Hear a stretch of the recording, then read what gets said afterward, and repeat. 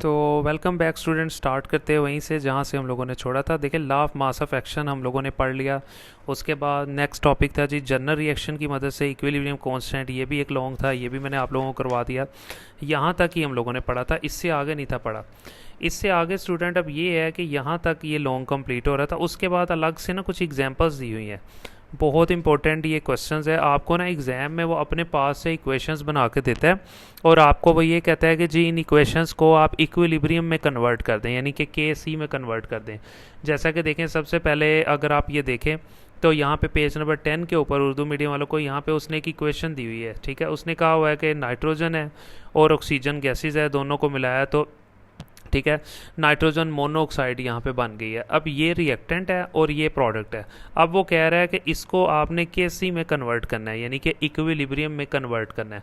ये बहुत से आपको इस तरह के ना एग्जाम में क्वेश्चन आते हैं। कोई अपने पास से वो इक्वेशन दे देता है और आपको कहता है कि जी आपने इसको कन्वर्ट करना है इनटू केसी। तो मैं आपको ज़रा क्वेश्चंस करवाता हूँ, तरह आपको समझ आ जाए। देखिए, सबसे पहले उसने यहाँ पे जो इक्वेशन लिखी हुई थी वो थी जी N2 लिखी हुई थी, प्लस उसने लिखा हुआ था जी O2। ठीक हो गया, और इन दोनों को जब उसने मिलाया तो ये बन गया जी 2NO। ठीक हो गया, क्योंकि नाइट्रोजन के भी 2 मोल थे, ऑक्सीजन के भी 2 मोल थे, तो इसलिए इस तरह भी उतनी होने चाहिए था ना। दोनों के पीछे 2 लिख दिया, इसका मतलब है ये नाइट्रोजन के लिए भी है 2, ये 2 इसके लिए भी है। बहरहाल खैर, ये एक अलग बात थी। अब यहाँ पे देखें, ये एक रिवर्सिबल रिएक्शन है। रिएक्टेंट से प्रोडक्ट बन सकते हैं और प्रोडक्ट से रिएक्टेंट। अब वो आपको क्वेश्चन में ये कह रहा है कि इसको केसी की शक्ल में लिखें। इस केसी का मतलब ये होता है इक्विलिब्रियम कांस्टेंट, यानी इसका मतलब ये होता है इक्वी, ठीक है, लिब्रियम कांस्टेंट इसे कहते हैं। ठीक है जी, इक्विलिब्रियम कांस्टेंट में आपने कैसे लिखना है? सबसे पहले वही तरीका, ठीक है। एक मैं 2 एग्जांपल्स आपको समझाऊंगा, एक इंग्लिश मीडियम वालों के लिए, उर्दू मीडियम वालों के लिए, एक ही बात है। सबसे पहले आप वही तरीका क्या करोगे, सबसे पहले आप लिखोगे जी फॉरवर्ड रिएक्शन, ठीक है, का रेट। सबसे पहले आप लिखें जी फॉरवर्ड रिएक्शन का रेट डायरेक्टली प्रोपोर्शनल है। पीछे पड़ा है भी ये सारे लॉन्ग में वही है। फॉरवर्ड रिएक्शन का रेट किसके डायरेक्टली प्रोपोर्शनल होता है? रिएक्टेंट के। तो रिएक्टेंट यहाँ पे कौन कौन से हैं जी? एक N2 है, ब्रैकेट लगाएं, ला ने बोला था। और दूसरा कौन कौन सा है जी? दूसरा है जी O2, इसके गिर्द भी ब्रैकेट लगाएं। ये प्रीवियस लेक्चर्स आप लेंगे फिर आपको ये समझ आएगी। 2 लेक्चर्स प्रीवियस इसके लिंक, वो बेसिक्स हैं इसकी। फॉरवर्ड रिएक्शन कहाँ से शुरू होता है? रिएक्टेंट से। तो एक रिएक्टेंट ये था, दूसरा रिएक्टेंट ये था। दरमियान में ला ने कहा है प्लस नहीं लगाना, और रिएक्टेंट के इर्द गिर्द आपने ब्रैकेट्स लगा देनी है, लगा दी। उसके बाद जी फॉरवर्ड रिएक्शन को हम लोग लिखते हैं जी RF, और ये चीज़ वैसे ही आ गई, और ये N2 और ये वाला O2 जी वैसे ही आ गया। ठीक है, आई होप समझ आ गया होगा। फिर जी RF वैसे ही आ गया। इसको ख़त्म करके हम बराबर लगाते थे, और जो दूसरी चीज़ लगाते थे वो कांस्टेंट लगाते थे। कांस्टेंट कौन सा लगाएंगे? फॉरवर्ड कांस्टेंट KF लगा देंगे, क्योंकि रिएक्शन भी फॉरवर्ड है। इसको ख़त्म करके ये दोनों लगाया, और बाकी क्या रह गया? N2, और जो दूसरी चीज़ रह गई वो जी O2 रह गई। ये आ गई RF की कीमत। अब हम बात कर लेंगे जी रिवर्स रिएक्शन की, जिस तरह पहले पढ़ते थे। लिखेंगे रिवर्स रिएक्शन का रेट। रिवर्स रिएक्शन का रेट लिख लिया। अब डायरेक्टली प्रोपोर्शनल है जी। रिवर्स रिएक्शन कहाँ से शुरू होता है जी? प्रोडक्ट वाली साइड से। प्रोडक्ट में क्या लिखा हुआ है? NO लिखा हुआ है सबसे पहले। अब आप सोच रहे होंगे कि सर ये जो 2 है इसका क्या करें? आपको प्रीवियस लेक्चर में भी बताया था, ला ने ये कहा था कि ये जो पीछे चीज़ लिखी होती है ना, इसको मोल कहते हैं। ये मोल है, और मोल को हमेशा हम लोग पावर में लिखते हैं। तो NO लिख के ब्रैकेट लगाई, और ये जो इसके पीछे मोल लिखा हुआ था 2, उसको हम लोगों ने पावर में लिख दिया। ठीक है, समझ आ गया? जो भी अगर इनके पीछे भी कुछ लिखा होता उसको भी हम लोग इनकी पावरों के ऊपर लिख दें। इनके पीछे कुछ भी नहीं है, जहाँ कुछ नहीं होता 1, तो वो लिखने की ज़रूरत नहीं।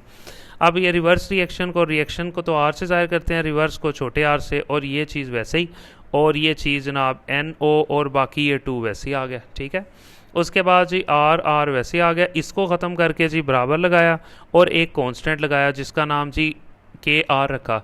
KR क्यों रखा? क्योंकि रिएक्शन यहाँ पे कौन सा था जी? रिएक्शन यहाँ पे रिवर्स था, इसलिए इसको ख़त्म करके ये दोनों लगाया। बाकी यहाँ पे जी आ गया NO आ गया, और ऊपर 2 ये वैसे आ, ये RR की कीमत आ गई, ये RF की कीमत थी। अब दोनों को बराबर लिख लें, जैसा कि आपको पता था, लिखा था ना पहले भी कि जी रिवर्स। ठीक है, सबसे पहले हम लोग क्या लिखेंगे?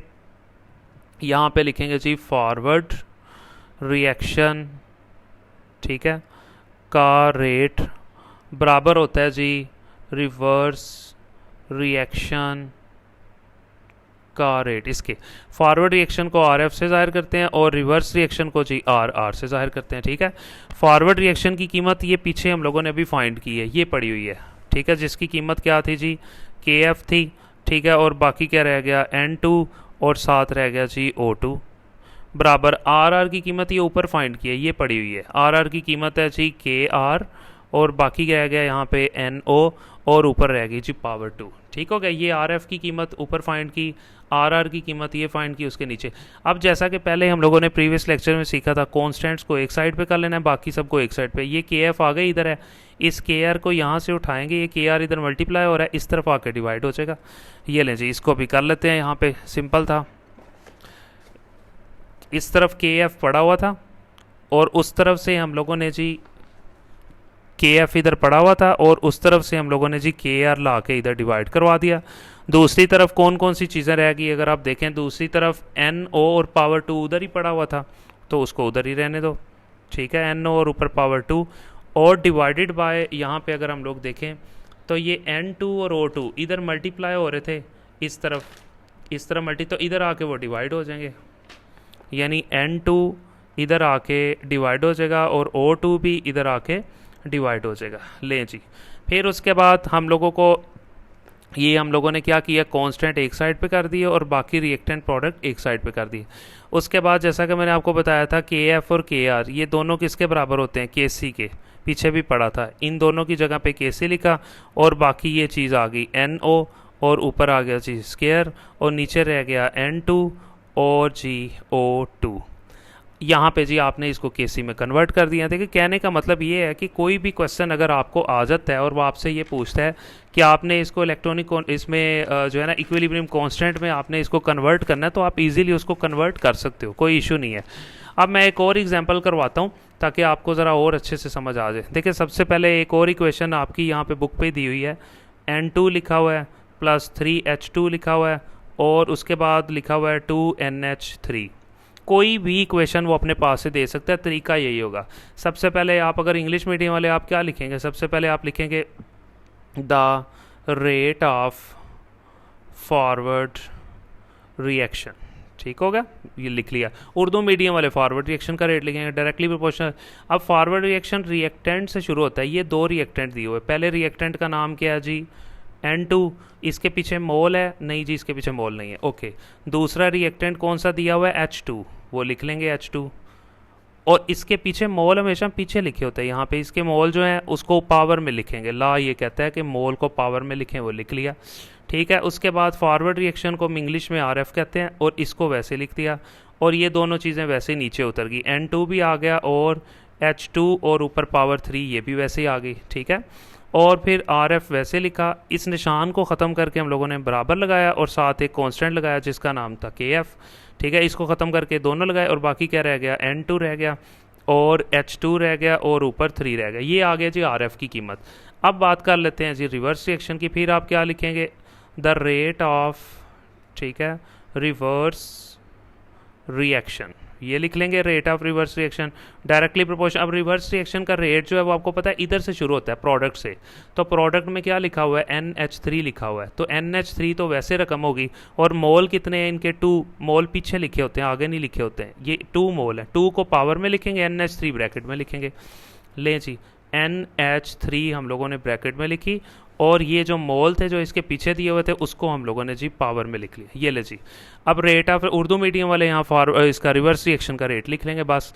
रिवर्स रिएक्शन को हम इंग्लिश में RR कहते हैं, और इसको वैसे लिख लिया, और ये आ गई जी NH3 और ऊपर आ गई पावर 2।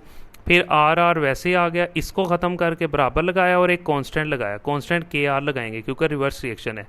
इसको ख़त्म करके ये दोनों लगाए, बाकी रह गया जी NH3 और ऊपर रह गया 2। ये RR की कीमत आ गई है, ये RF की कीमत आ गई है।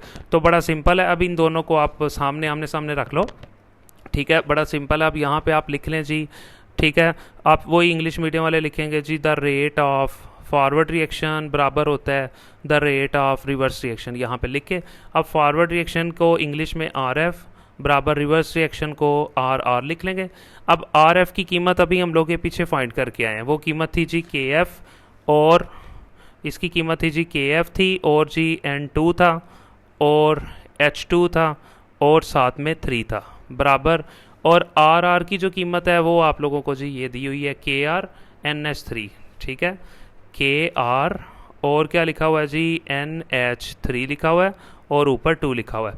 अब जैसा कि मैंने आपको आगे भी बताया था कि कांस्टेंट एक साइड पे कर लें, ठीक है, ये KF आ गई इधर है और इस KR को उठा के आप इस तरफ ले आए, KR इधर आके जी डिवाइड हो जाएगा। अब दूसरी तरफ क्या पड़ा हुआ था, दूसरी तरफ पड़ा हुआ था जी NH3 और ऊपर पावर 2, ये इस तरफ ही रह गया और ये दोनों इधर मल्टीप्लाई हो रहे थे, इन दोनों को उठा के इस तरफ ले आए तो इधर आके ये दोनों डिवाइड हो गए, N2 भी इधर आके डिवाइड हो गया और H2 और उसकी पावर 3 ये दोनों इधर आके जी डिवाइड हो गए। कोई भी रकम है उसने आपने क्या करना है, कांस्टेंट एक साइड पे करने हैं हर इक्वेशन में और प्रोडक्ट आगे इधर है, इन दोनों को उठा के इस तरफ ले आना है। और आपको पता है ये KF और KR किसके बराबर होते हैं जी, ये KC के बराबर होते हैं और ये चीज़ आपने दोबारा लिख लेनी है। तो यहाँ पे आपकी ये 2 वीडियोस कंप्लीट हो जाती हैं। उर्दू मीडियम वालों को भी बता दिया कि इक्वेशन आपको कोई भी एग्जाम में आती है आपने किस तरह से करनी है, और इंग्लिश मीडियम वालों को भी बता दिया कि किस तरह से करनी है। सबसे पहले एक ही तरीका है और ये आपकी बुक के ऊपर मैंने आपको समझ आ गई होगी। ये यहाँ तक जब हम लोग कंप्लीट कर लिया था ना तो यहाँ पे ये दिया हुआ है, पेज नंबर 11 पे 2 एग्जांपल्स दी हुई हैं, एक ये वाली और एक ये वाली एग्जांपल्स दी हुई है, जो कि मैंने आपको दोनों जो है ना अभी करवा दी हैं। यहाँ पे ये दोनों इक्वेशंस, एक इक्वेशन ये दी हुई है आपको, ठीक है, अमोनिया वाली, और दूसरी इक्वेशन ये दी हुई है और ये नेक्स्ट पेज है इसका जर्नल रिएक्शन वाले का। तो यहाँ पे आपकी ये दोनों इक्वेशन उर्दू और इंग्लिश मीडियम वालों की चीज़ यहाँ पे कंप्लीट हो जाती है। ज़रूरी नहीं है कि आपको वो ये वाली और यही वाली इक्वेशन दे, आपको नीचे यहाँ से कोई भी इक्वेशन दे सकता है। आप अपने पास से इक्वेशंस की प्रैक्टिस करें और उन इक्वेशन को कन्वर्ट करें केसी में लिखने की, यानी जिसको इक्विलिब्रियम कांस्टेंट कहते हैं, उसमें लिखने की आप कोशिश करें। अगर आपको नहीं समझ आती तो आप मुझे दोबारा बताएं, नहीं तो आप ये वीडियो को पूरा अच्छे से देखें, आपको समझ आ जाएगी कि इक्वेशन को इक्विलिब्रियम में किस तरह से कन्वर्ट करते हैं। ठीक हो गया, तो थैंक यू सो मच, मिलते हैं जी नेक्स्ट वीडियो में इंशाल्लाह।